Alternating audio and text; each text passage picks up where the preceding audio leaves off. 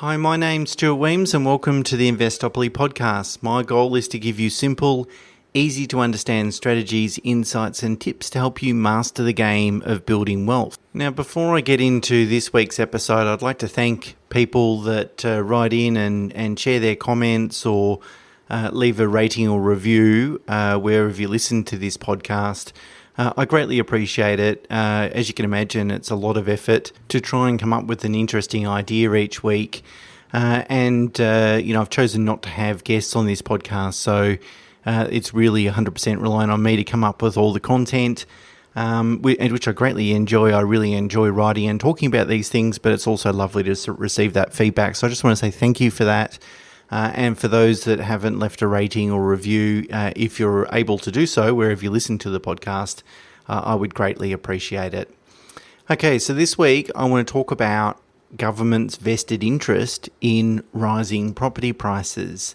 So, of course, there's a lot of large and powerful institutions that have vested interests in the property market, developers, the banks and so forth, but I think all levels of government have the most to gain from rising property prices, and that's the reason I think that this housing affordability problem, in inverted commas, won't get solved anytime soon. So firstly, governments are really the major contributor to housing affordability problems, both with respect to taxes, land releases and so forth. And then secondly, government taxes are heavily reliant upon rising property prices and also demand for property. Now, of course, we could debate whether this is right or wrong and what sort of role should governments play in this regard. I don't want to go into that debate, at least for the purpose of this podcast. It's really to point out that government does have a vested interest, and you can use that factor in making investment decisions for yourself. Okay, so 3 levels of government typically: federal government, then we've got state governments, and then we've got local councils, and they're really the 3 levels of government. I just wanted to talk about, each of those levels of government vested interest in the property market. So the first one is, federal government, and obviously the federal government regulates income tax, and there's 2 elements with respect to income tax. If we're investing in property, the first one, the obvious one, is negative gearing, and that's obviously a cost to the government because people are saving tax by offsetting property rental losses against other income. And negative gearing was brought in 1985, and as you know, Bill Shorten proposed to get rid of it in his election campaign in 2019, and failed to do so. I doubt probably any political party is going to try that in the near future anytime soon. But negative gearing is only half the story, because that's the income side of the investment property. The other side of the investment property is the capital growth, and if we're investing in investment grade property, we hope that is by far and away the largest proportion of our return if we're investing in property. So each year the ATO releases taxation statistics. There's not as much detail as one might like to see in them, but it seemed from my analysis that in the 1920 year, which is the most recent year those statistics have been released, that property investors claimed around about $730 million of negative gearing losses. So that sort of reduced taxable income by $730 million, which sounds like a lot of money. But really the flip side to the income losses is the capital gains, eventual capital gains. And obviously, if we're an investor, we're going to pay capital gains tax on whatever gain we might make if and when we sell the property. Well, when you have a look at the capital gains that was reported in that year, it was north of $20 billion. So, what is that? So 25, almost 30 times negative gearing. Now, unfortunately, the capital gains aren't split up between shares and property and so forth. So, of course, that $20 billion doesn't completely relate to just the property market, although, and obviously businesses, if an individual sells their share in a business, there might be a capital gain as well. So it could be from that point as well. I guess if you had a share portfolio, it's quite possible that you could sell the whole portfolio and crystallise a massive gain. But share investors tend to sell down over time to limit the amount of capital gains tax that they pay, whereas obviously you can't do that with property. It's a lumpy asset. You need to sell all of it. So I wouldn't be surprised if the lion's share of that CGT bill or that gain, $20 billion, related to property, but it's unfortunately difficult to tell. I guess the point is, in this podcast, I've talked about the whole aim of investing in property is to benefit from compounding capital growth. The consequence of that, however, is that we end up paying eventually a large amount of capital gains tax. So the same thing that attracts us to property, which is the negative gearing benefits, that's the little bit that the government gives away, I guess, in return for gaining more capital when the asset is eventually sold in the long run. So if you're the federal government and you're thinking about tax revenue, rising property prices is actually kind of good for you because it's raising a lot more tax, and as a federal government, you're dangling a tax benefit to get people more interested in investing in property, and as that demand increases for property, so do property prices. So therein lies, I guess, the vested interest for the federal government. Okay, so now let's turn our attention to the states and territories then. So states and territories generate two main tax revenue income streams from property or the property market. The first one being stamp duty. So obviously when a property is purchased, the purchaser pays stamp duty on the asset. And the second is land tax, obviously. Land tax is levied on investment properties, not the family home or not the main residence, but they're really the two sources of state tax. And really it is the largest single source of tax revenue for the states and territories. Payroll tax is another big one, but it's second to property taxes. So for example, in the Victorian budget, property-related revenue is projected to be about $14 billion, which accounts for 46.5% of the state's taxation revenue. In New South Wales, it's $16.5 billion, which accounts for 41.6% of the state's total taxation revenue. And in Queensland, $6.5 billion, which is 34.5% of the state's tax revenue. So I haven't looked at the other states and territories, of course, but it really does show, particularly in Victoria, how reliant upon either the number of transactions that need to occur in the market or rising property prices, or in fact both those things. So obviously property transactions impacts the amount of stamp duty that's payable. So the more properties that get sold, the more revenue that they can generate. And so it should come as no surprise then that regulating the property industry, particularly buyers agents and so forth, isn't necessarily going to be an attractive thing for a government to do, because with regulation you're probably going to restrict or reduce the amount of transactions that occur, and then that's going to have an impact on tax revenue. So if you're a financial advisor like myself and you want to recommend a client invest, say, $100,000 into the share market, there's a lot of onerous obligations that you need to fulfill in order to give that advice, including preparing a statement of advice and et cetera, et cetera. However, if a property buyer's agent wants to turn around and recommend a client, say, invest $1 million or even $2 million in the property market, there's virtually no obligations that are necessary in order to do that. And if you think about it again from the government's perspective, it kind of makes sense that, I don't really want to regulate that environment because that's going to impact my tax revenue. In regards to land tax, that's really driven by land valuations, which are undertaken by the valuer general in each jurisdiction. Rising property prices obviously drive higher land tax revenue.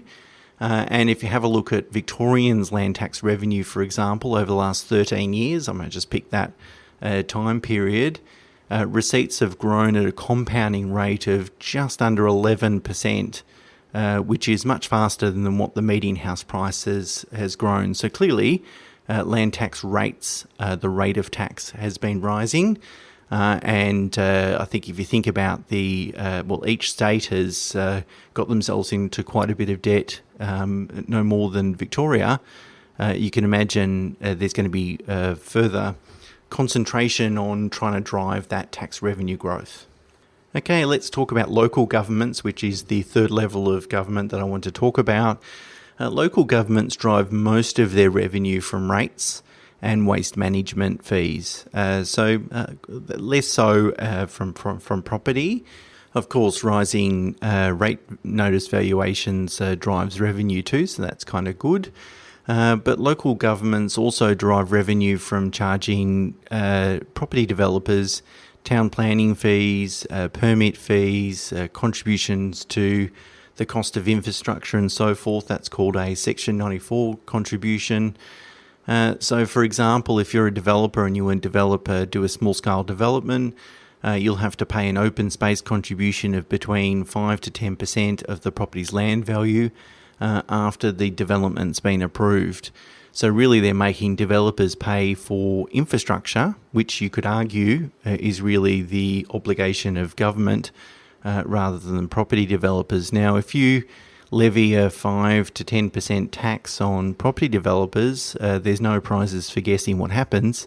Of course, property developers seek to obtain compensation via higher sale prices. So really those taxes really then just flow through to the end owner of that property and pushes prices higher and obviously creates more or contributes towards housing affordability pressures.